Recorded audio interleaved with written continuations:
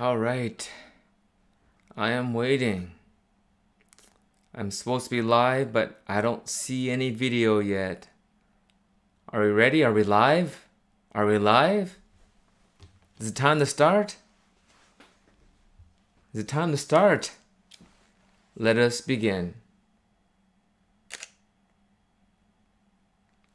Why doesn't it go faster?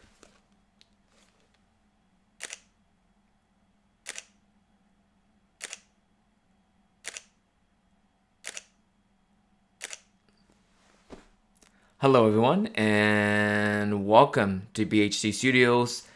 I really hope I'm live right now. I am in my studio. It looks like the privacy says public, so people should be on. And I'm looking at live chat. I don't see anyone on right now, but supposedly I've been live for 1 minute, but I can't tell. And it says concurrent viewers 6. So it looks like I'm live. Is the comment first of all, is the audio good? Is the video good? I know there's a bit of a delay. Cristo, how's it going, Cristo? I should have figured out. So I am using OBS. First time using OBS. And Cristo, FF Prior, how's it going? I see you. And the audio was good. I have my microphone here. My Blue Yeti audio quality should be pretty crispy, and as well, because I'm using OBS, I do have the ability to. Let me just bring up a screen here. So I'm gonna hide my YouTube settings, and when I do that, see, that's the thing. I can't see your comments, but I can go to a screen grab here, and you can see the screen. And which is kind of what I've been wanting to do, right? To kind of like show you guys, hey, like with the 70 to 300 mil lens, these are the pictures, the extra pictures that I took while I was reviewing that lens that I didn't share on YouTube, or I wasn't able to share on Fujilove article. And then I have the webcam feature here where I'm down in the corner. I just don't know how to set the live show, like, you know, when I tell you guys a day in advance I'm gonna come on live and then still be able to use OBS. I have to figure out how that's working. And again, as I said, I can't see your comments. There must be a way of bringing up comments within OBS, so I'll have to figure that out, because when I go to YouTube live streaming, I'm not gonna go there, but here I'm gonna go back to just me. Here we go. Now I'll go to live streaming and I can see your comments. Just give me a second here. I see your comments here. So greetings from Mexico. Welcome. Are you the one that came on yesterday's live show on Clubhouse, and you said you were from Mexico, or is that somebody else? Are you from Tijuana, or where in Mexico are you from? But I would love to visit Mexico sometime soon, post COVID, if there is such thing as post-COVID, but when we can start traveling again. I think a lot of us took traveling for granted, that we can just go anywhere, anytime, without pre-planning or without thinking much about the expense in terms of time and effort to travel. But I think moving forward, when we can start traveling again, I will not take it for granted. Cuernavaca? Cuernavaca. I don't even know where that is. Welcome. Bordeaux. Come to Bordeaux, France. I would love to go to France. I'm not sure if I've mentioned this recently on my live shows, but my wife, Camera Girl, which that's her pseudonym, of course, but she speaks fluent Canadian French. It's not the Parisian French, but if I went to France, definitely my wife could translate for me. I don't speak any other language other than English and a little bit of kind of conversational Japanese. I couldn't do YouTube videos in Japanese yet, but I would love to visit France. In fact, I have a project in the UK, and I have a cousin from Germany, and I told her to fly up to the UK, but if she flew up, we could probably drive from the UK all the way back to Germany, right? How long would that take? Like 2 days, maybe 3 days? And we could drive through Spain and France, and maybe even my wife, camera girl, can come and we can drive all the way through Europe. I think that'll be a lot of fun. Anyways, I didn't announce this ahead of time, so that's why, and the timing might be weird. I thought that this time wouldn't be too bad because in Europe it's late, right? What time is it in France? What time are we getting? Like maybe 10 p.m. or 11 p.m.?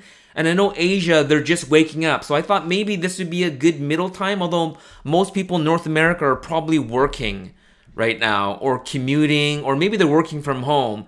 But I thought this would be a good time to kind of come on and answer any of your questions. Midnight, wow.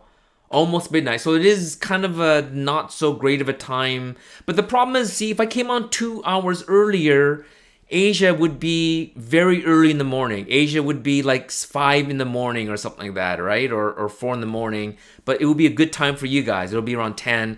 And I come on now, it's pretty good for Asia. North America, it's odd because it's 2 p.m. on the West Coast, 5 p.m. on the East Coast.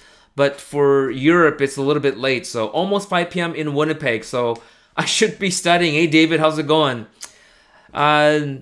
If you guys have any questions, let me know. I typically bring, like I have my X Pro 3 right here. And I am using a different lens. I am using my 10 to 24. But here's my X Pro 3. I have the XS10 right here.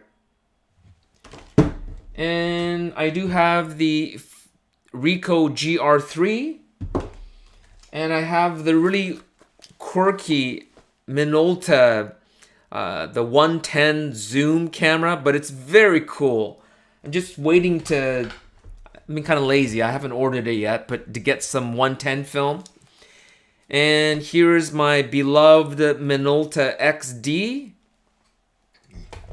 And I do have the X700. I have to redo the seals on this. The seals are you can see there, the seals are kind of worn out. So I have bought some new seals so I can reseal this up.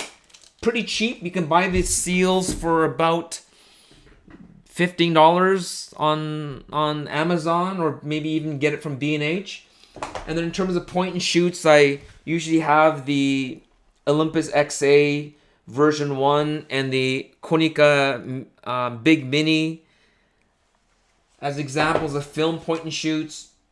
And I am working on a quick tutorial video on the Surui anamorphic lens. And you can see how it has that really weird, you can even see a little bit of that blue flare, that line you can get with anamorphic lenses. And you can see how squeezed that optics is, which is great for cinematic movies. If you're doing video, but I'm using it for stills, and I'm gonna do a quick YouTube tutorial and maybe an Instagram TV, IGTV video on how I de-squeeze. Some people are a little bit confused of how do you de-squeeze an anamorphic image. So I'm gonna do a quick little video tutorial on that. Almost Saturday in NL. Sorry, NL. What am I thinking here? Where's NL? How is the 27 versus the 23? Yeah, I should have got my Rachmaninoff, Punk Rachmaninoff. I love when Camera Girl plays Rachmaninoff for me. What was that? The theme in the Ode to Paganini, beautiful. I haven't Fujifilm. I should have had it by now. They had the shipping label ready to ship out on Wednesday with the X-E4 and the 27 pancake and the X-E3 and a Leica M mount adapter, and it hasn't arrived yet. So you'll have to wait till next week. I was hoping that on this live show that I would have the X-E4 live and the 27 pancake to show you guys real time. But I don't have it, so unfortunately I'll have to wait. And you'll have to wait till next week. David Madugal, very good. You said you don't use telephoto lenses much. Yeah, I don't use it as much as I used to. When I first started photography, I think a lot of us start off doing landscape and, birds and nature and that kind of stuff. And I enjoyed doing it back then, but I then transitioned to doing people and portraits, sports, So my 70 to 300, and I even had a 100 to 300 f4 Tokina, and it's just not fast enough for sport. So I had to sell my 70 to 300, get a 300 2.8 and an 80 to 200 f2.8 to shoot sports, and as well as doing weddings and things like that. And then since my wedding days and my sports days, which kind of ended around 2005, I haven't really shot with telephotos, which is like 15 years. But in terms of shooting nature, it's probably been closer to 25 years since I really spent the time and energy to go out with a tripod and set up and wait even for the sunrise or the sunset. And my brother and I used to have this tradition on New Year's Day, on January 1st, we would go out, no matter what the weather, we'd go out and take pictures in Stanley Park or wherever, and good times, good memories. But so it was really nostalgic for me to shoot with the 70 to 300, and I had a lot of fun shooting with it. Have you used the XC50 to 230? No, so I haven't. And is the 70 to 300 worth the upgrade? I think it's worth it if you want WR, if that's important to you, and it's worth it if you plan to get the teleconverters. Because if neither of those two make that much of a difference to you, and 230 mil is enough pull power, like if you're shooting at 230 and you're thinking like, man, that bird or whatever, it's not close enough, or you're not getting as much compression as you want. So maybe I'll just switch over here since I am on OBS. Let's just go to night photography. I'm going to switch over to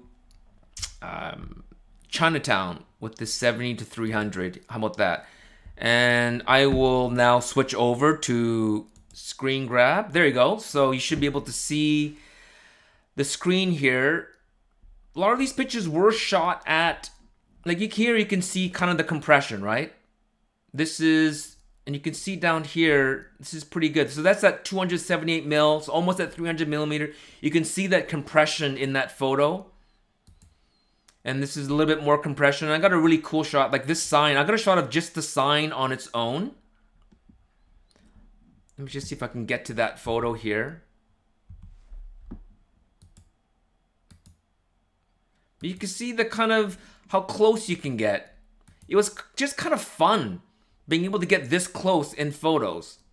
You know, it didn't serve me in any artistic way, at least I don't think. But it was just fun being able to get, I mean, I even did, this is TJ from the shop, and obviously I shot this at 70 using the 70 to 300 because, you know, I'm not going up his nose. But even doing these close-ups, I mean, look how fine, look how much detail there is. You can see even that little fuzz in his sneakers. And this was shot at about 100 mil at f4.5, and I'm down at a 40th of a second, ISO 1600, but also I was on the XS10, so I had IBIS, as well as this lens has OIS, which really helps when you can shoot. And even these bird shots on top of the roof of a building here, actually I ended up getting a pretty sharp image of that bird there. And this is, what was I shooting at? This is at 132. But of course, if I want to jizz the bird, which isn't as interesting as getting this little ledge here with, look at these birds all socially distancing. I thought that was kind of cute. A little dude here, his head's kind of poking out. And then I just happened to catch that bird with the wings in that right V kind of a shape. And so it was fun shooting with the 7300, and I do lament, and here I was just kind of testing like at 70, I guess. Yeah, at 70. And then what it would look like if I was zoomed in at almost 300, so 278, just to show even between 70 to 200, 70 to 300, how much of a difference there is when you zoom in. So I had a lot of fun playing with it. And let me just get back to me. And I need to do this, guys, because like I said, I got to figure out how to get comments in OBS so that I don't have to keep on switching it like this. So let's just see here. I'm just trying to catch up comments here. I use a Leica M7, M4, and X Pro 2. Tak is jealous. Well, I have the X Pro 3. And Expert 2 is awesome though. The M7 I have, but I really want an M4. My next Leica M, I thought I really wanted an M3, but I don't have a 50. I have a 40, which isn't horrible, right? I think basically with the 40, I will get on the M7, I mean on the M3, I would get basically the full frame with not including the bright line frame lines. That would probably be close to the 40. So I think my Minolta 40 would work well on an M3, but I think M4. M4 was probably the last great Leica before they kind of messed up with the M5. I don't think the camera itself was a bad camera. I think it's cool, but I think that they should have had the M4 and the M5 out at the same time. Like, I think they kind of feel a need to, like, at the time, only have one out at a time. I think the M3 and the M2 were out concurrently as well, but if you notice, just before the M7 was discontinued, they had the MA, M7, and MP all out at the same time. And I think there was such a contrast between the M4 and the M5. There's such a leap in both technology as well as form factor, design, and I think it was too much of a leap. If the M5 came out a little bit later, it may have done better, but I think Leica kind of panicked to try to make the M5 more technologically relevant, considering that they were competing against Japanese SLRs like the Nikon F and the Canon F1 and cameras like that. So I think they it was more of a marketing and timing blunder than it was the camera, because I think the M5 is awesome. I would also love to have an M5, but so I have an M7, I have a CLE, the next one is an M4. I would love to have an M4. Do you use a flash on your M7 sometimes? Yes, I do, but it's more for fill flash at night, or because remember the flash sync on the M7 and all the M film bodies are like, what is it, like 1/50th of a second, 1/55th of a second? It's very slow, so in bright daylight, you're stopped down so much, then you have to overpower your flash.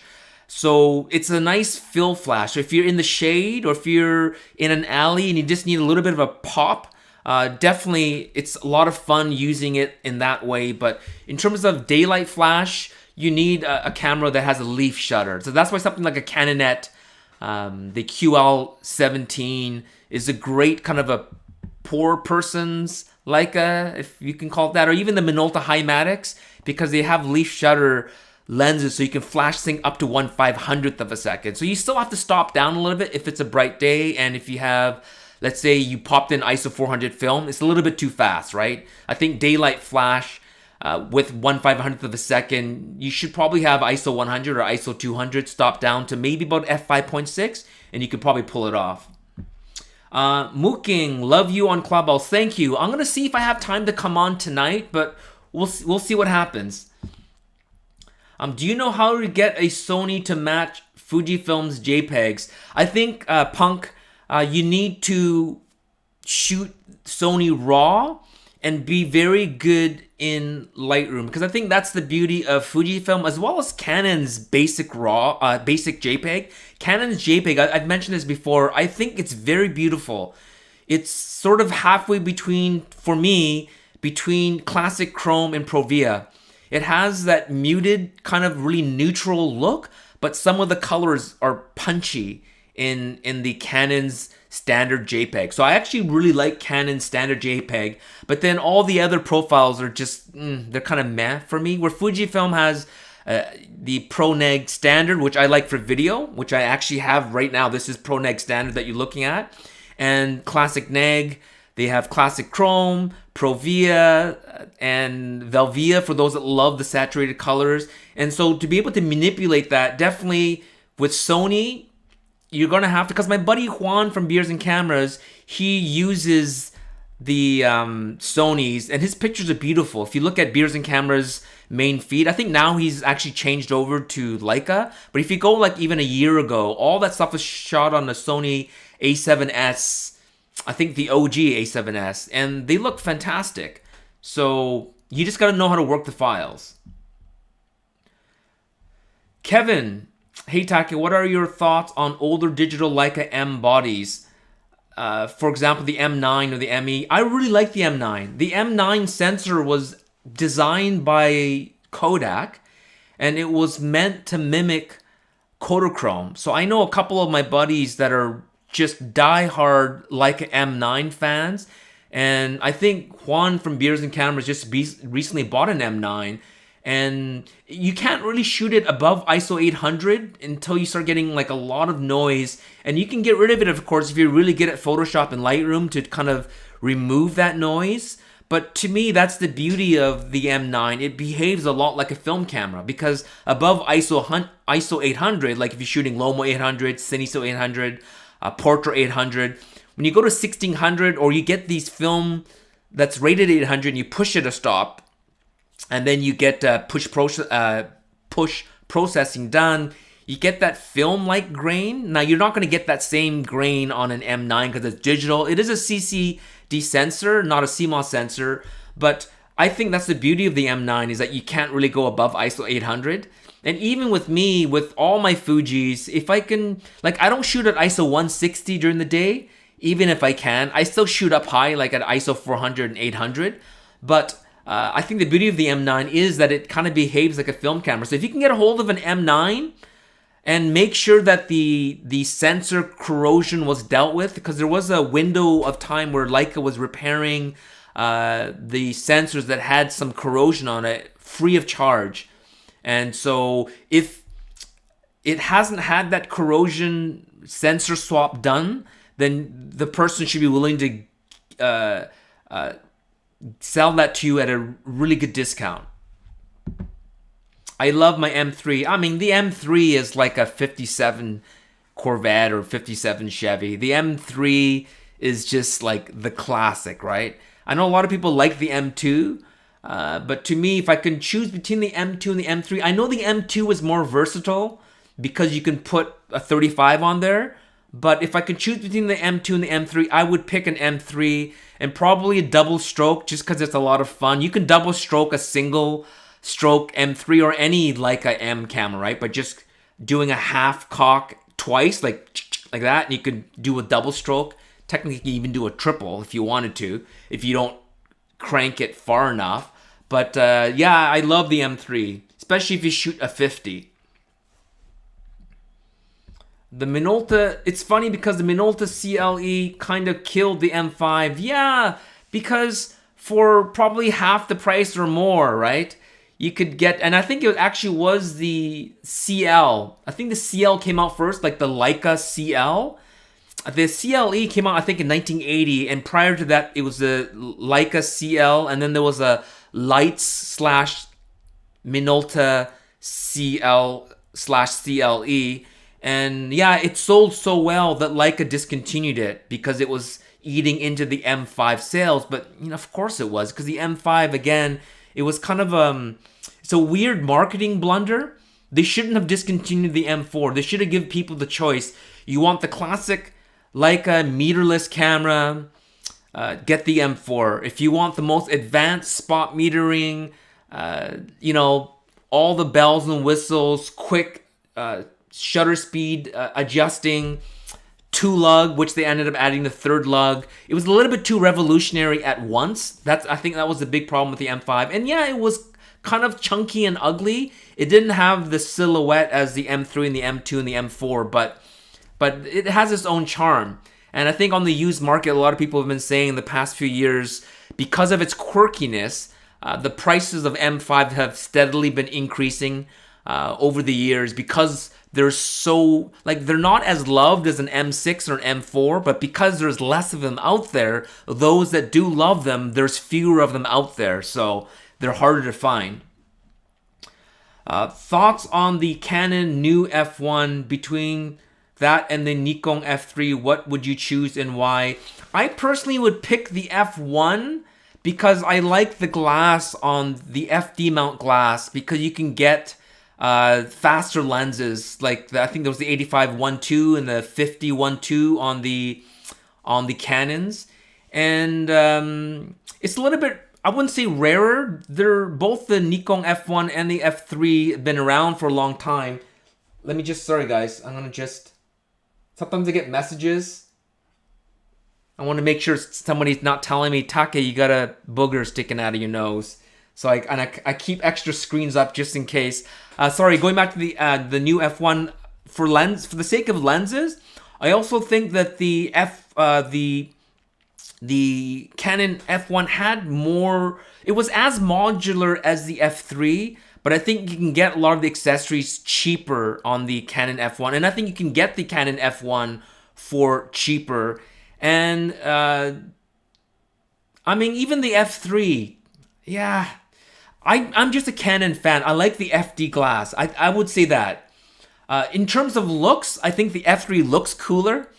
And especially if you can get the titanium version, the F3T, I think that's really cool. But they're both great. How about that? They're both great. I would pick the F1 new. Nothing from a seriously objective technical standpoint, but more of because of the lenses and the aesthetics and sort of the feel that I get out of the Canons versus the Nikon. But the F3 is also great. I wouldn't hesitate to get either of them. They're both great. I think it's just a matter of committing. Like, for me, I committed to the Minolta line, right? At the time when I bought this, it was like my dad had an XG1, and we've had that since the 80s. And when I decided to go autofocus, I decided, for collecting, I'm going to keep on collecting Minolta. And of course, I jealously looked at the Nikons and the Canons and the Olympus and the Pentax and thought, I would love to get a Pentax LX or a Olympus OM3 Ti or an OM4T or Canon F1 or a Nikon F3 or any of these other, even like the Contax or even like the Leica R4. At the time when I started collecting, I had a choice to go any brand, right? But at that time I said, you know what? They're all good. They all have good glass. There's some things that I really love about this Minolta. Tak is going to stick to Minolta. And now, 30 years later, I'm still collecting Minolta. I would love to have a Canon, but that's another whole system that I need to buy lenses and accessories and stuff. So I just stuck to one brand.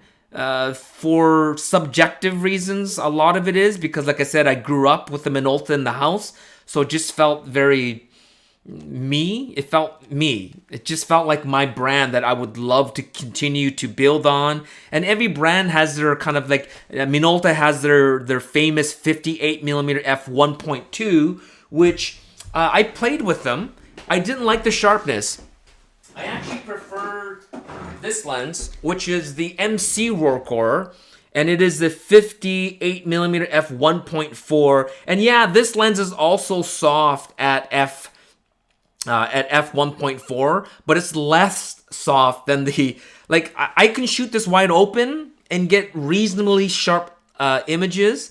With the 58.1.2, it's just, unless you stop down to about f2.8, it's not sharp enough for me. So I got this, and this is kind of, and it's not really that expensive either. And I have a couple of radioactive lenses. Minolta 28 f2.5 is radioactive, and there's other few lenses that I'm really kind of hunting down as a collector. It's a lot of fun to collect. So you can't go wrong either way. I personally think the Canons, the silhouette looks nicer, but the design of the Nikon F3 is sexier, I think, with the little red line on there. And the titanium version is really, really cool. So hopefully I kind of answered your question. And Kevier, let me just see here. I don't want to miss anyone's question. Didn't realize you were on. I was checking out my new Victorinox. Oh, cool. Yeah, hey, Donald Klein, how's it going? I just inherited my mom's Vito B. It's always good to inherit cameras, isn't it? Do you think Leica will ever do something like the X100V X Pro 3 where they have an EVF integrated into an OVF? I don't know if Leica has the engineering capabilities, because you got to remember, anything that's on the electronic side, Leica needs a little bit of help from a company like Panasonic or Olympus. Like the VisoFlex EV, the external EVF that you put on the M mount, that was actually made for Leica from Olympus, because Leica's not gonna spend years developing an external EVF if they could just buy one from Olympus, right? And kind of up to their specs and slap their name on it. And likewise, I think Fujifilm is kind of a point of pride that they were able to make an OVF, EVF. I would love for either Leica to approach Fujifilm and say, you know, we're not really your competition, and we would love to have this in one of our M bodies. Is this something you would consider? And Fujifilm saying, sure, we would love to collaborate with you. But I don't see Leica approaching Fujifilm, and I don't see Fujifilm, even if Leica did approach them, say yes. But I would love to see it. I think Leica and Fujifilm have a lot in common, and I think Fujifilm really does look up to Leica. I remember early on, maybe 2004, 2005, when they were talking to the president of Fujifilm, he did say in an article somewhere that Fujifilm is sort of looking up to Leica as their model in terms of how quickly they design their bodies and how they will maintain their cameras in the meantime, meaning like, you know, they replace the camera every 2-3 years instead of every year like Sony, or even 6 months, by firmware updates. And that's how they're going to keep these cameras up to date. And so I think Fujifilm does look up to Leica. So I do hope they play nice and they can work together so they can make something, instead of Leica wasting a lot of hours in engineering trying to design their own version. Fujifilm already has it set. The biggest problem that they're going to have is because the EVF, OVF, the OVF is based on a focus by wire, so there is no actual mechanical coupling of the focus, the lens ring. Leica is all mechanically coupled, and they actually do have a rangefinder, viewfinder. I don't know how well, if it'll play nice with an EVF. That's the only thing. Like, even if Fujifilm said, yes, we will sell you this technology, I think Fujifilm will still have to modify it for the Leica M, like how much space is in the M body for that little EVF to swing down, or the little mini EVF to swing down. But I think it would be awesome. I think that would be all of our dreams, right? If there was a Leica M body that had an EVF, OVF, without having to attach on an external EVF in the hot shoe, that'd be the dream. Photo Foray, how's it going? Had a Canon TX back in the day, and then you sold it. On Clubhouse, people, I think someone has said, what camera did you have that you regret you sold? And there are a lot of regret stories. Christo, would you support a revival project for Kodachrome 64 if it was possible? 100%. I would. I love Kodachrome. Maybe one day I'll share some of my Kodachrome pictures with you. But I've shot quite a few rolls of Kodachrome in my time. Beautiful film. KR16 process. It's not E6. It's basically a black and white slide that color dyes are added. And that's why you can still process. If you have a roll of Kodachrome, you can process it. But what happens is it's black and white. There's no color to it. So I know some people actually have rolls of shot Kodachrome 64 that's been frozen, hoping that someone will bring back the KR16 process. Pogo, nothing better than radiation. And Pogo, you saying I didn't miss out this time. Yeah, hopefully this is a good time for you guys. Like I said, it's sort of like Europeans can catch it late. My Asian friends can catch it early. And North America, depending on what coast, you're kind of working from home at work, and you can kind of have this on as a second screen. And if you are on the East Coast, you're just finishing up work. And so I love my Minolta cameras, have two X700s, XG1, SRT100, and Maxim 5000. I shot mostly primes on them. I love the Rokkor 28. Which 28 do you have? Do you have the, I think they had a 28, I have the 28-25, which is the radioactive one. And I think they have the standard 28-28. I just can't remember if there's a 28 f2. And isn't there a 28 shift lens? Or is it a 35 shift lens? Or maybe it was a 24 shift lens. I've kind of lost a little bit of my knowledge of classic vintage MD, MC mount glass. But yeah, I love my 28 radioactive, but it has that yellow tinge, which is actually good when you shoot black and white, because it's almost like having a yellow filter, so it's great for skin tones. It lightens up skin tones, and it also darkens up the sky a little bit, so it has a built-in yellow filter. But I did try to leave it on my windowsill to try to reduce to get rid of that yellow tinge. But someone had said that glass, a lot of glass now has anti-UV coating, and that by putting it up by your window, it doesn't get rid of it. You actually have to take it outside, which I don't have an option to do that. So I'm okay with it being radioactive. You just shouldn't open it up, right? It's sealed and closed, just like anything that has lead paint. As long as it's not airborne, it's fine, right? A lot of things, if you're in the heavy industry, like, you know, metal lathes and anvils and sometimes old pallet jacks and stuff have lead paint on it. As long as it's not peeling off, you're reasonably safe. But once it starts chipping off, or once let's just say something catches on fire and it had lead paint, then you have to be careful. But same thing, radioactive lenses. As long as it's intact and maybe you're not sleeping with it and hugging the lens, I don't keep it near me. I do actually keep it in my camera closet and far away from where I sleep or where anyone spends too much time. But it's a little lens like this, right? So I'm not too worried about it.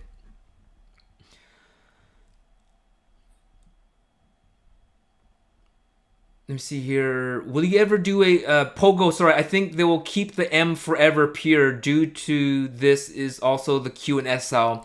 Yeah, I mean, as I was saying before about the M's, the digital M's, they can have two lines, right? I mean, look at how many different versions that they create. Like when the M9 came out, and then there's the ME, and then they have the M monochrome, and then when the M240 came out, there was the MD with no back, and then they came out with the monochrome version 2, which is based on the M240, and then they came out with their ME version. So if they made a Leica M, let's just say in a few years, Leica M13, and they came out with the same thing, right? They had a MD version, an ME version, a monochrome version, and a version with the hybrid optical EVF version. I don't really see it as blasphemous, I guess, because in a way, for some people, digital M is already somewhat blasphemous, which to me, I don't think so. I think you need to move forward. And definitely, I think Leica is doing a really nice balance with the M series, especially with the M10, making it as the same thickness as the film M's. I think that's a really good move on Leica's part. It seems weird for those of you that don't shoot Leica M's, thinking whatever it was, 0.6 inches or something. Like, it was a very slight difference, but if you shoot with film M's all the time, and then you grabbed an M240 or an M9, you immediately felt the fatness of it, the thickness of it. Where if you grab an M10 and your eyes are closed, it feels like you're holding a film M because of the thickness of it. So I think that was a really good move on Leica's part. It's such a small, subtle difference, but it's enough to make a difference for the hardcore shooters. Kevin, will you ever do a photo meetup if you're ever in London? Yeah, that's the thing. I do have... I reached out to a couple of... the people, the London peeps, about doing photo walks and stuff. So if you're thinking of those London peeps, everyone from Samuel, although I think is he in London? I think Samuel, he shoots Ricoh GR. I think he's in Belgium or somewhere, or maybe he's in London now, but I reached out to him and I told him, hey, I'll be in London.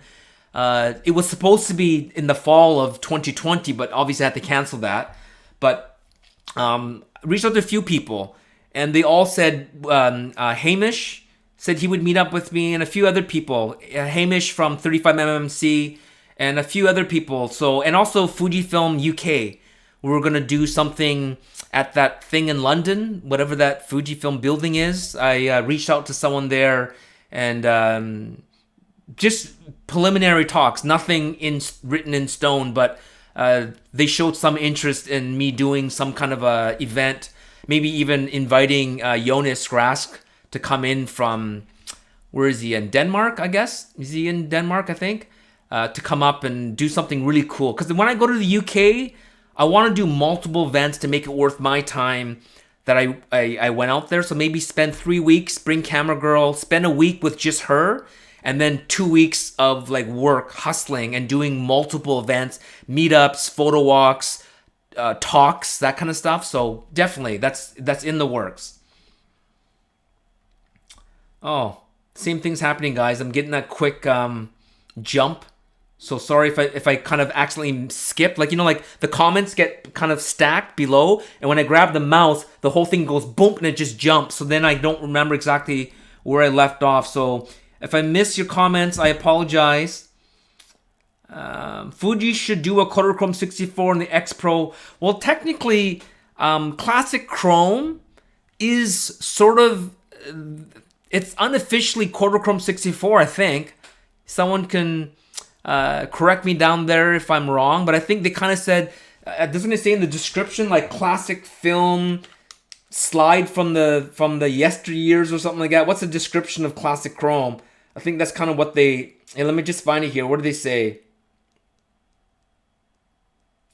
Soft colors and enhanced shadow contrast for a calm look. All right, so they don't give you further description, at least in the camera. But I always thought the classic chrome was, but the reds aren't correct. And that's why often when I shoot classic chrome in post-processing, I will bump up the saturation. Because I do find in some images, based on some light, the reds are a little bit too muted for me. So I just I just kind of tweak it up a little bit. But the new nostalgic neg, the reds look good, but it doesn't look muted. It looks a little bit punchier. It's almost like Provia, but for film. I mean, Provia was film, but you know what I mean. The Provia films, it's like almost like they mixed Provia film simulation with classic chrome to come up with nostalgic film simulation. Nostalgic chrome, is that what they're calling it?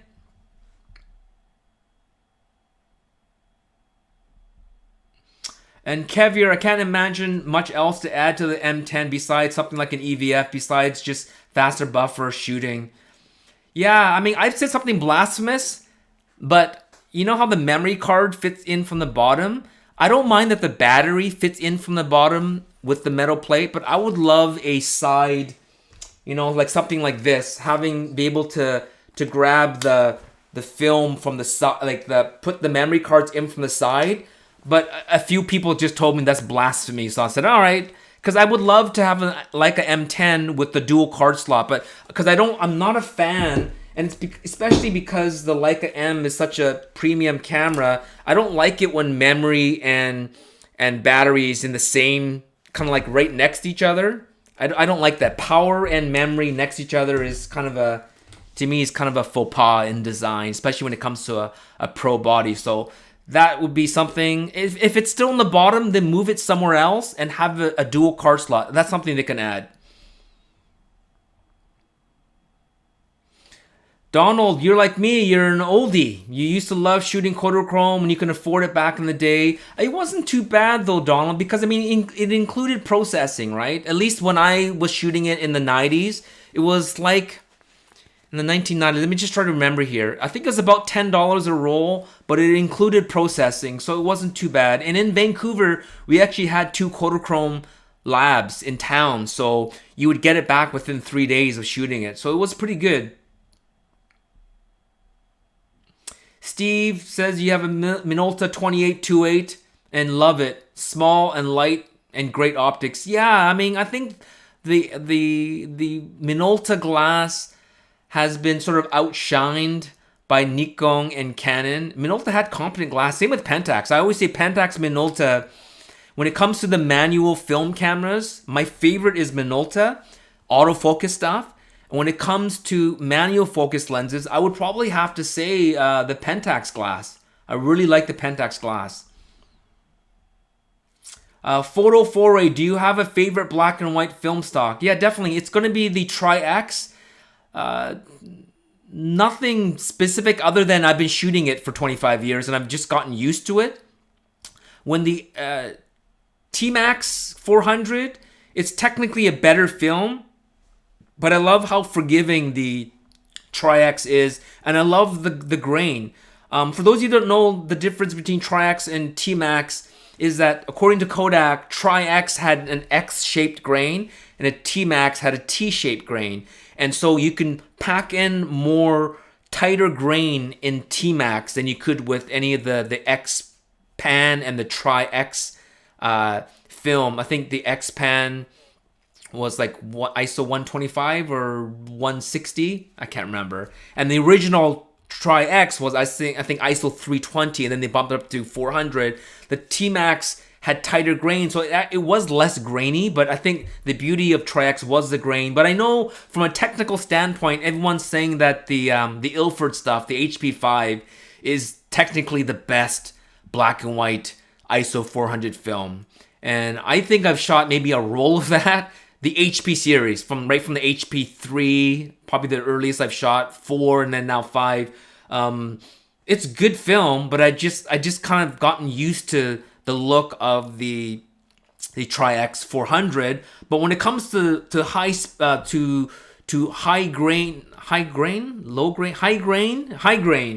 low speed black and white, I really like the Acros, and I was happy that there's an Acros 2. I have a couple of rolls of Acros, the original Acros left still, and I might just not shoot it anymore and just get the Acros 2. I just haven't had an opportunity to shoot with Acros 2 yet, but those of you that have experience with it, let me know in the comments why you like one or the other. But yeah, Acros was my favorite ISO 100 black and white, and then when it comes to 400, definitely was always the Tri-X.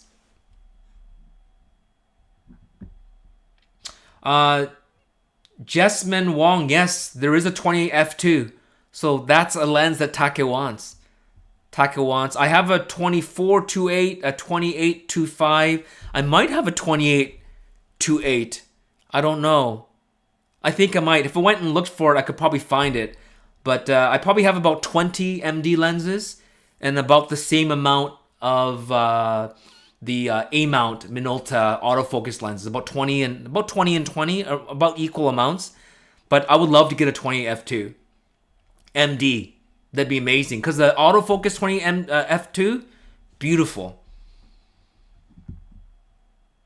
6:20 a.m. in Thailand, nice and early. Hey, J Grapher, welcome. I really miss Thailand. Beautiful country, beautiful people.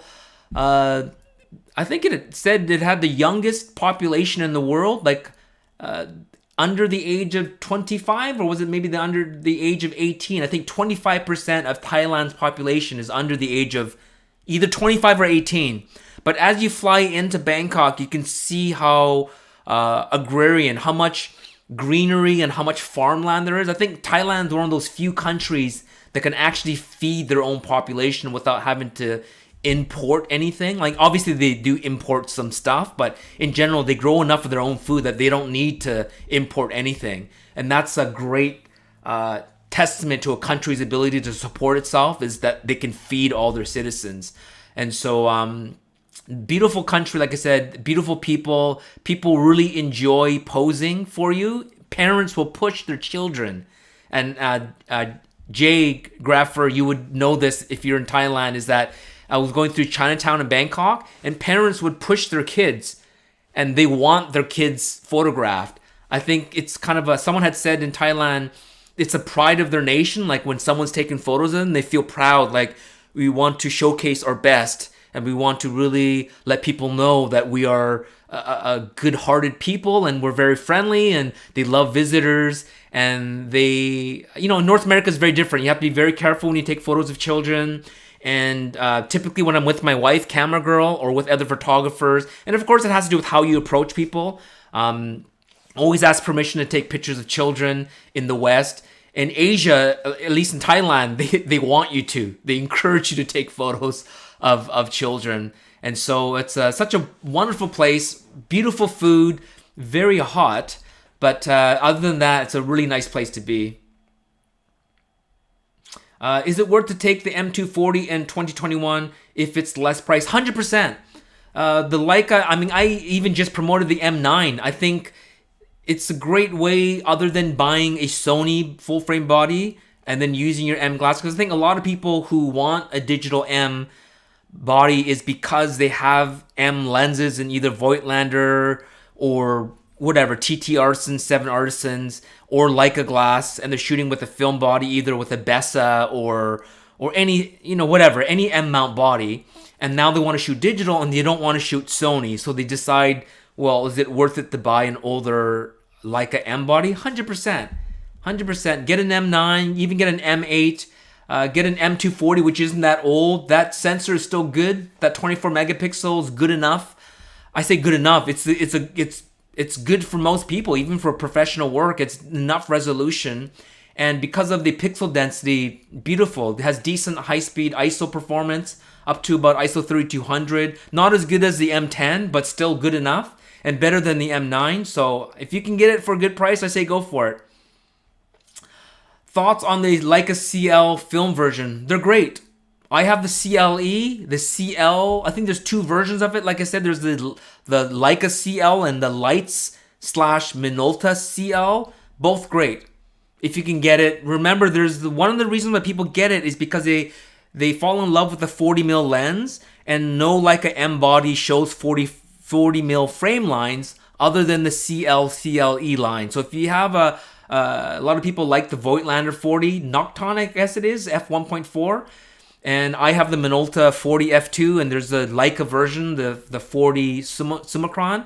And if you want matching frame lines, you need to get the CL or CLE. Or I think, does some of the Bessas, guys? I wouldn't know. Any of the Bessa, the R series, R2, R3, R4, do they show 40mm frame lines? I would assume they do, since there is a Voigtlander 40. But if not, then that's a reason why a lot of people get the CL. And I know a lot of guys that do shoot with the CL. It's compact, it's light. I actually find that the viewfinder is actually quite bright. It's nice. It's a nice bright viewfinder. It is obviously not as substantial feeling as the M bodies, but I like it. Let me see here. Sorry guys, again I got a little jump there. Let me just back up a bit here. How far did I drop here? Here we go. Sorry, it's the non-Rockor f2. Oh, you mean it's the Richard, it's the autofocus, the A-mount 28 f2, right? Yeah, I had that. I ended up selling it to get the 35-1.4, and I was just torn between the 28 f2 because that is my ideal field of view, but I love the f1.4 on the 35, and that's one of the lenses I regret that I sold, but I regret it, but I don't regret it, because if I had both the 28 f2 and the 35-1.4, I would never leave the house with both. I would always just grab one, and so I think I made the right decision to sell the 28 f2, because I had the 28-70 f2.8, so I thought, if I go out, I can grab the 35-1.4 if I need that extra stop, 2 stops over the 2.8, and if I need the 28 and need zoom, I got the 28-70. So I think I made the right decision to sell the 20 f2, but I still miss it, and I wish I had it. Any M and Pogo talking about the M10 sizing, yeah, it's perfect. Any M mount lens worth using on Fuji cameras? I say starting with 35 and up, I think it's worth it. I just feel that, like I have a 28 f2, right? I have the Summicron, and on the when you lose that crop, the 1.5 crop, you get like a weird 42 mil. And we know what a 42 mil equivalent should look like. Very linear. It's half between 35 and a 50. Well, a 28 is wide angle, and you get that wide angle feel to a 28. You lose that when you crop it. So to me, ideally, I feel that going from a 35 and up, so 35 becomes like a 50. So ideally, I think 35 and a 50 becomes like a 75. So if you have a 50 Leica lens, it'll act like a short telly. And if you have a 35 Leica lens, or at least an M mount lens, it'll feel like a 50. And I think that makes more sense when you're mounting it onto a Fujifilm. But nothing should stop you from putting a 28 or 20.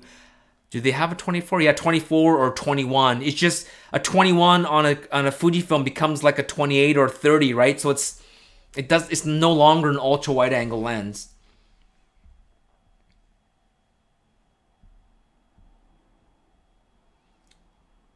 Ken asking about the built-in flash. Get the Fuji 5 opposed to the X-E4. Yeah, I'm gonna do another video, Ken. But the pros and cons between the X100V and the Xe4, I just think they're completely different cameras because X100V is a leaf shutter camera. The only reason why people kind of compare them, including Fujifilm, is because of sort of the compact nature of both of them. But I think they're very, very different cameras. Personally, not personally, objectively, the X100V is a better camera. You know, built in Japan, has higher end features, has a more complicated viewfinder, has a higher resolution viewfinder, better, I don't want to say better video features. I feel that it works better for video in many ways. But the Xe4 has better control features, more customization. But the Xe4 definitely has its niche. But I have some of my suspicions of what it's really good for, but until I get my copy in my hand, I can't really say that for sure. And so that's why I'm kind of holding off judgment on the Xe4 until I have it in hand. But I think they're very different cameras. Christo, I should contact Analog Meetup Group in London for sure. I'll do like a Fujifilm sort of thing, and I'll definitely do an analog. That's why I reached out to Hamish of 35mmC. When we get there, he's gonna probably organize something for me so I don't have to worry about it.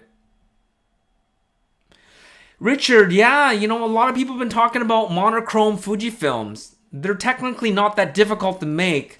Every sensor is monochrome when it's first made. It's the color filter array that's put on top of the pixels that make it into a color sensor. But the base foundation of any image sensor is black and white, and then by adding the color filter array, it becomes color. So technically it's easier to make, but that's saying it from like an armchair engineer, right? Because Sony makes the sensors for Fujifilm now, and they obviously have a order of the assembly line of how sensors are produced, and by removing that color filter array section, you know, how does it go from like without it having the color filter array, then they have to skip that station and go straight to putting the layers on top. How does that affect their assembly, right? Even the thickness of the sensor will change. And how does that affect how Sony will create the sensor? And then on the processing side, because there's no color channels, then how do you pick up the extra nuances of the light when you don't have color to distinguish the different color channels? Because the spectrums of light are in color, right? And that's why when you, even in a black and white image, when you toggle the different colors, you can get different tonality. Like you can make a light sky look dark by toggling the red or the blue color channel, or even playing with white balance, right? So do we want that type of control on an all black and white sensor? I would like it, because if you think about it, in the old black and white days, when you shot with black and white film, you put color filters in the front to affect the way that the film saw it. So, I mean, if you're a purist, I have all the reds and the blues and the yellows and the orange filters that I could put on, so that if I had a black and white monochrome X100, that I can say like, well, I'm doing skin tones, then I'm going to put yellow or red. Or if I'm doing super contrasty, I can stack filters from getting a red filter, which I did this quite often actually, get a polarizer and a red filter, and sometimes even stack in a neutral density filter for slow exposure. So if you're doing like a building with, you want to make the sky look almost black, and you want people to look like ghosts almost, so you're getting like, say, 1 second exposures, then you would stack these 3 filters and put it in front of your lens, and you do these really creative type photography,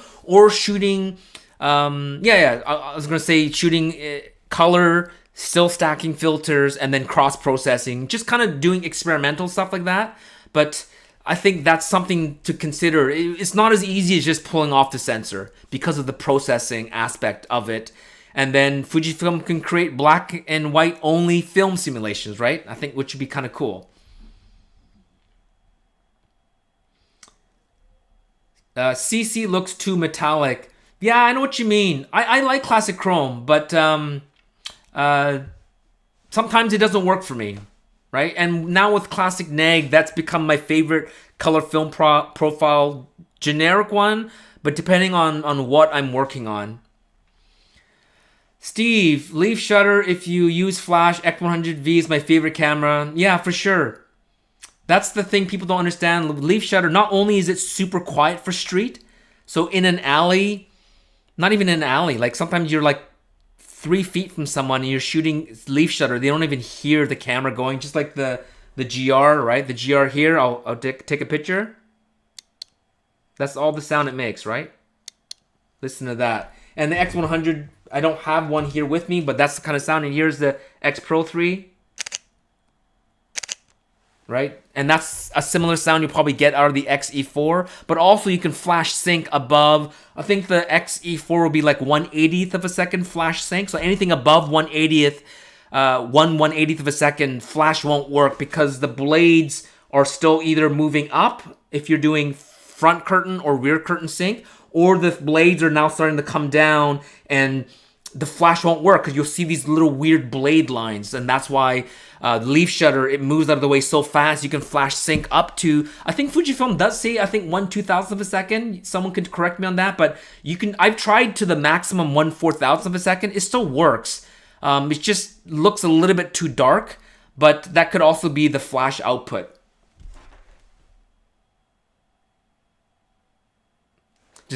Sorry, I just got a text message from Bellamy Hunt from Japan Camera Hunter. Anyways, let me just catch up here, guys. Donald Klein call, excuse me. Yeah, come back. And remember, this is all gonna be recorded, right? We're the best place online or storefront to buy vintage lenses. I'm committed to Minolta MD lenses. I am in Canada. So a few places, you can try Retro Photo York in Pennsylvania, and you can try KEH, which is one of my sponsors for my YouTube video. The reason why both of them are really good, I'm sure you can find them cheaper on eBay or on Craigslist, but the thing is both Retro Photo York and KEH, they guarantee their products. Like KEH has really good customer service. If there's a problem, they'll fix it. I think it's a 3-month warranty, but don't quote me on that. But they do have a warranty period, so as soon as you get it, test it right away. If there's a problem, no questions asked. They'll repair it or replace it or refund you. And same with Retro Photo York. They will also back up, guarantee their work. Michael's a great guy. I've been doing a lot of Clubhouse shows with him. And so those two places are good, as well as someone like Bellamy, as I just got off the phone. I mean, just a text message. Bellamy Hunt, he does tend to sell more of the retro premium stuff. He doesn't look for like fair or good stuff. He's looking for the premium high-end stuff, but he's also like a very boutique reseller. He sells high-end stuff and he makes sure that he takes care of his customers. But yeah, it's hard to find rare MD glass. I find in general, for me, the only way I find really good condition MD glass is if I physically walk into a store and they just happen to have some in the back and they don't see much value in it, and that's where I get those lenses for a steal. San Mateo, your M10 review was easily the best. I appreciate that. Thank you. I don't think it's the best, but I do have a different nerdy take on it. I do often 2 videos. I can't remember if I did 2 where I physically just kind of a overhead view and I'm handling each camera and showing the nuances, because I think a lot of owners want to know, like the Xe4. I think something almost nobody mentioned was the lug change, right? The lug on the Xe4 went to the slotted lug instead of the standard ring style lug, and people just kind of don't notice those little things. And sometimes the videos are 5-minute reviews, 7 minutes. You can't go over everything. I do a nerdy 30-minute video, and I have the time and space. And those that are looking for those kind of quick DP review is kind of in them. Their videos are about 12 to 15 minutes, but you know what I'm talking about, like a short 6-minute overview of something. And they get to my video and they're like, good Lord, this man talks for 30 minutes. But if you're a nerd and you want to, and I say nerd in the most complimentary way because I'm a nerd. You guys are nerds, I'm a nerd, we're all nerds. We love our gear, right? And if you're gonna spend $5, $6, $7,000, $10,000.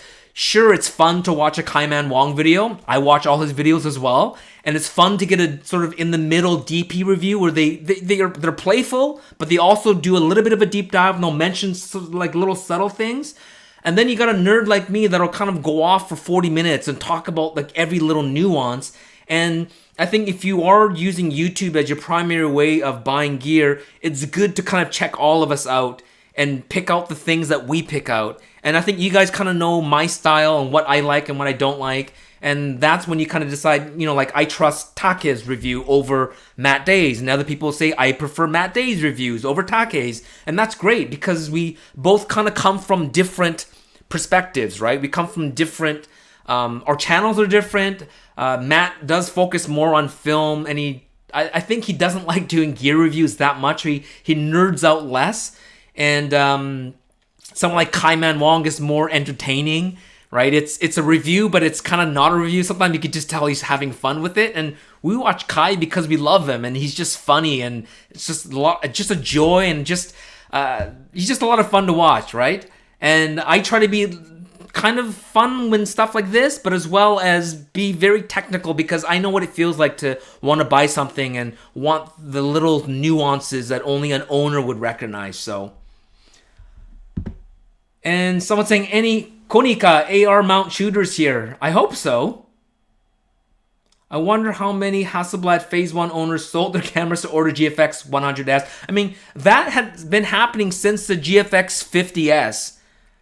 When I talked to Fujifilm, they basically said, and I went to all their shows where they come to Vancouver and they booked appointments for different photographers to come in. And I'll talk to Bo Photo and Leo's cameras. And I asked them, hey, like, who's coming in to like basically book the time to seriously test these cameras? And they said, most of them are Phase 1 shooters that come in. And when the GFX 100 came out, I think that was kind of where it really was like, these guys are like, 10 grand is cheap considering what they had paid for their Phase 1 stuff. And now with the GFX 100S, I guarantee, I say guarantee, I have a feeling that they will be backordered for 6 months if you wait for the actual sales embargo to end. Because I think right now everyone's pre-ordering, right? I think the sales embargo ends sometime in March. So once it said, now we're able to sell and you order it, I think you'd be out for 6 months. I think Fujifilm had said there's a back order and a slowdown in production in Japan. I think part of it has to do with COVID. Part of it has to do with the supply chain. But it's going to be an amazing camera. I mean, I don't even expect to get my review copy for another 2-3 months because there's tons of YouTubers that have much larger followings that unfortunately I think companies like Fujifilm, I mean, I understand why they do it, but they're saying, oh, look, this person has 1 million followers. Don't give it to bigheadtaco. Give it to this YouTuber, even though they're a yoga channel. Give it to them because they have a bigger audience. I think it's a mistake because I think I have a more concentrated YouTube channel where I think if you've seen some of my videos where even though I have half the followers of some of the other YouTubers, my videos get more views when it has to do with the Fuji or Leica camera, or these other channels, maybe they do more Sony and Canon. So even though they have more followers, they have way less people that shoot Fuji on their channel. So when they're making a buying decision, they want someone like me that has pretty much tested every Fujifilm camera since it's been released, and they want kind of my insight. But that's just kind of the politics of YouTube and stuff. So I understand, right? So I don't see myself getting the GFX 100S probably until 2 or 3 months from now, probably. And so at that time, I'll let you know what I think and do my tests and stuff like that. So, and I had mentioned before too, I would love to be able to buy it, and I had mentioned like if I do like a crowdfunding thing, like if you guys want to see me with the GFX 100S, I just can't afford or justify spending $6,000 on a camera. But if, I have 37,000 followers on Instagram and 40-something thousand on YouTube, so like let's say close to 80,000 followers. If you guys say like, hey Taki, we want to see you with one of these, if everyone gave like, I don't know, 30 cents, I could probably buy one, right? Now, the chances of everyone giving me 30 cents won't happen, but if that's something you guys like, I don't need a GFX 100S. I'm actually kind of waiting for a price drop on the GFX 50S, which I really do like. I like the 100S better, but I don't necessarily need 100 megapixels. I think 150 megapixels actually is good enough for someone like me. But if you guys want to see me do that, then just maybe reach out. If someone, I don't know. I don't know how to crowdfund or how to do I don't even have Patreon or anything like that. But if that's something important to you guys, I'll do it just for you guys and for me as well. But I'm thinking 50S because I think there'll be a good price drop on those soon. Do you have any Mamiya 7 you'll sell me? Sorry, Terry, I don't have any Mamiya 7s. I know people that have Mamiya 7s that would not sell anything to anyone because they love it so much. T-Max looks a bit dull. Try X, in my opinion. Yeah, T-Max, I think it's just a technically better film, but you're right, it's duller. It just, I don't know how to explain it. It just seems clinical to me. And same with HP5. I know if you know how to work the files, especially if you're great in the darkroom, and you use multi-grade paper, you use filters when you're processing it, you can make them look any way you want. But the way I process it, I like the way Tri-X is super. If you over or underexpose by a couple of stops, Tri-X still looks good. I think maybe that's the reason why a lot of us like shooting with it. Have you tried any Bronica medium format cameras? I have lots of friends with it. One of the Bronicas I really want to get is the RF645. It's the last rangefinder camera that they made. So I'm looking forward, I would love to buy that. But personally, no. But they're good. The Zenza Bronicas were kind of like the, I don't want to call it off-brand, but typically, Hasselblad was at the top of the list with Rolleiflex. And then you got to the Contax stuff as well. It's kind of premium. And then the Japanese, the Mamiyas and the Pentaxes. And then Bronica was kind of considered the lower end because the pricing was lower and the glass wasn't as highly hyped as the other brands. But Bronica makes great cameras. Someone mentioning, sorry guys, another big jump here. Sorry. Let me just try to, it jumped way up and I just missed a lot of things there. Oh, thank you, whoever gave me the 5. I'll catch up to whoever gave me $5. Appreciate it, thank you. Let me just try to catch up here. Oh man, it really jumped. How many of you are on right now? I'm over an hour too. Good gracious. There's 70 viewers as well. So I'm going to try to go through the comments that are questions, all right? So at this point, if there's questions, I'll try to answer it. So Bronica, no, I haven't personally shot with it. Let me just, questions. I'm great. I'm happy that you guys are actually sometimes talking amongst yourselves as well. So I do appreciate it. And if I do miss anything, sorry. Hey, Lonnie, how's it going, buddy? I am seeing all these comments I really wish I can talk about here. M10 Reporter, for sure, I would love to test that. What's my Clubhouse handle? It's just bigheadtaco. If you type in bigheadtaco or if you type in takekayo, you'll find me on Clubhouse. How do you process your Fuji files? Do you use Capture One? I use Lightroom and I use Photoshop and I use Photoscape, but I have a couple of YouTube videos coming up explaining how I process, specifically anamorphic, how I de-squeeze my anamorphic images, because I think that's the question I get a lot. A lot of people don't understand how anamorphics work. I mean, I kind of didn't understand. I understood in my head, but I didn't actually do it until I actually started shooting with this and processing it. So my first video of how to, because now I know how to use, what do you call it? OBS now. I'm going to do some of these tutorials maybe next week. I can actually open up Lightroom and show you guys how I do some of my stuff. Again, trying to catch up here, guys. Oh man, it jumped again. Sorry, guys, it's jumping. I may have missed. I know sometimes some people left saying, oh, I left, Take, you missed all my questions. I feel really bad. I apologize. That's kind of why I like Clubhouse, because people can just put their hands up and talk and not have to turn on their cameras like Zoom. I mean, you could hide your face on Zoom as well, but Clubhouse is nice because you can have 4 or 5 different people speaking. Martin, not a question, so thank you, Martin. And what happened to Eric Kim? I should reach out to Eric. and his beautiful wife. I don't know where Eric is right now, to be honest. I think he kind of burnt out. He really did insane work from maybe 2012 to about 2015. He was writing three articles a day for like 3 years. I think that's just insane. I think he just overworked himself a little bit.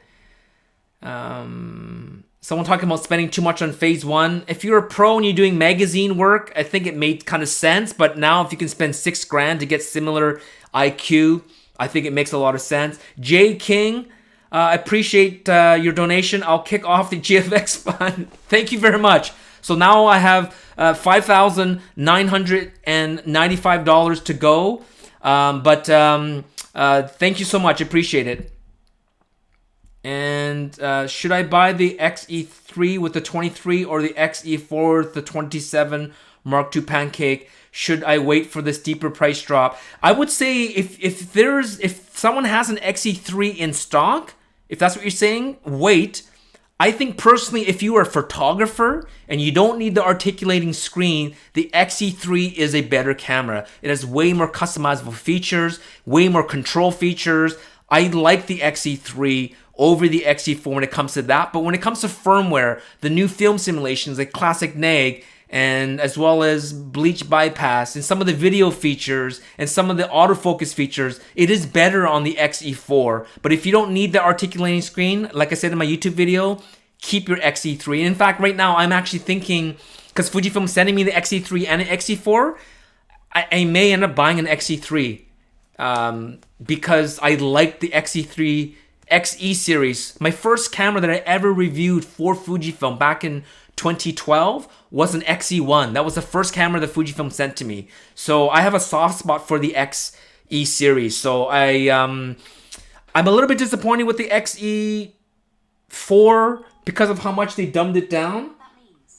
Oh wow, look at that. Siri thought I said something. But I understand why they made it the way it is, so they can compartmentalize their kind of prosumer mid-level cameras like this. So XS10, XT30, XE4. Each one should be quite distinct and unique from each other. If they're way too close in feature set and function, then why have three cameras that are so similar? So I understand why they said the XE series is now simplified, like a MacBook Air, right?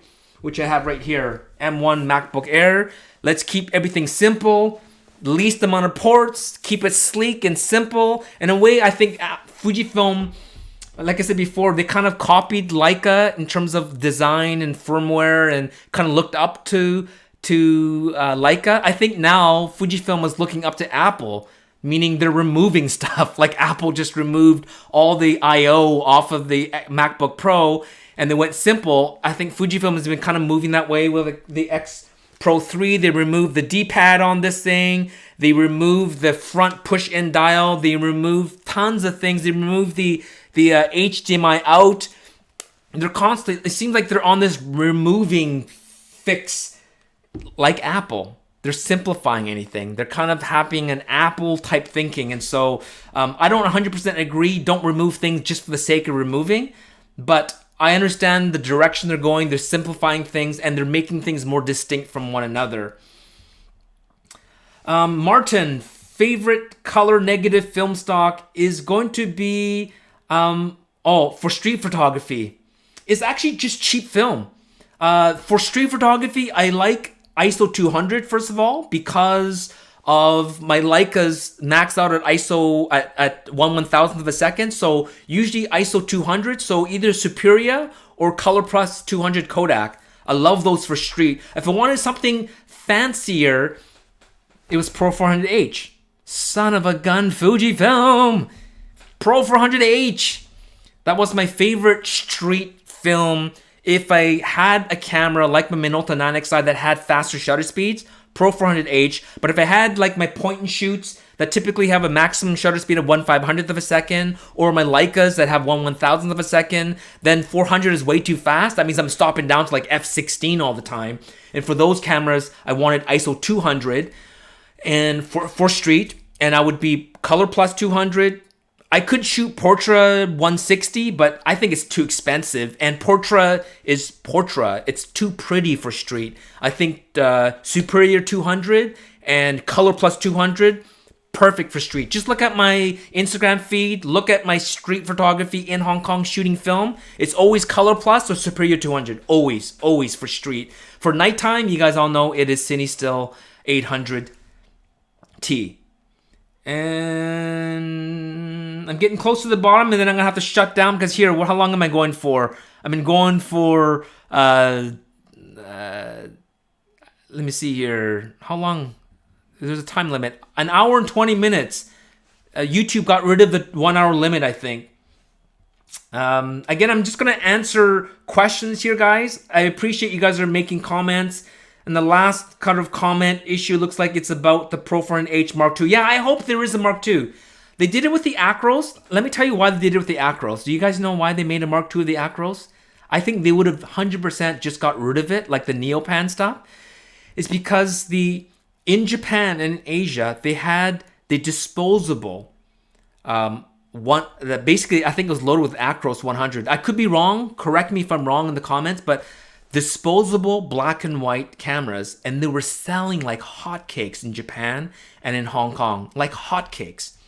And if they discontinued Acros, what would that mean? They would have to discontinue their black and white disposable cameras that were selling like hotcakes. So Fujifilm's like, well, this is selling well, so let's just make a Mark II version, have it made by Ilford. We're all assuming it's Ilford because it's made in the UK now. So Fujifilm themselves aren't even making Acros 2. They've sort of subcontracted it out to a film company in the UK. I can't think of anybody else other than Ilford. So they're making it. And there are a lot of rumors saying that maybe Kodak can make a 400H version. So kind of based on maybe like they're making Portra 400 anyways, but that's their own formula.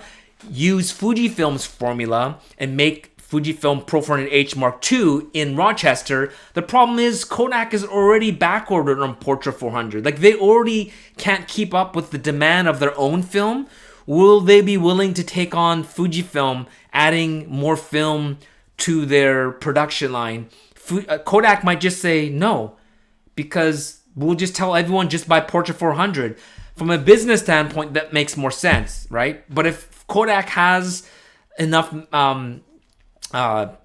staff to be able to make film and bump up production, it'd be awesome if they can make Pro 400H Mark II. If they can do it, I think that'd be awesome.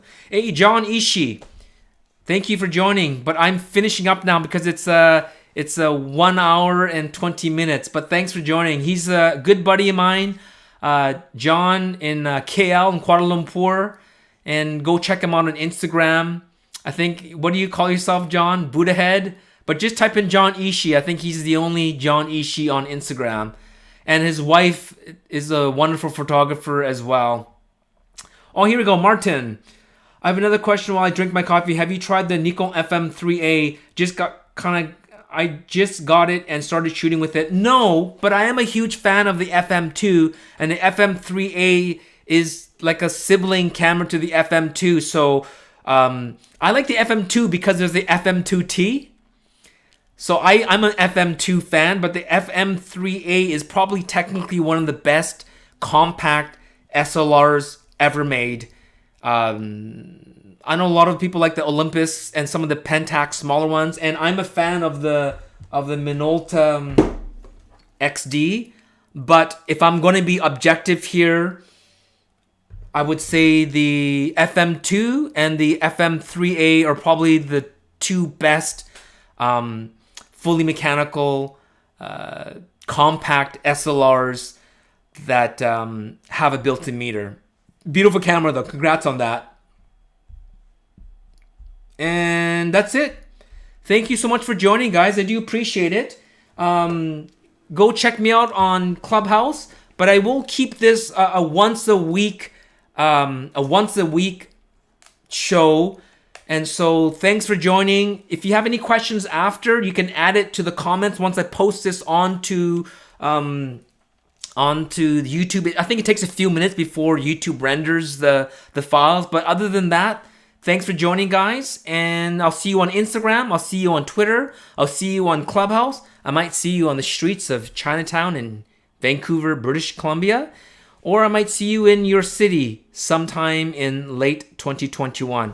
All right, so thanks for watching and happy shooting.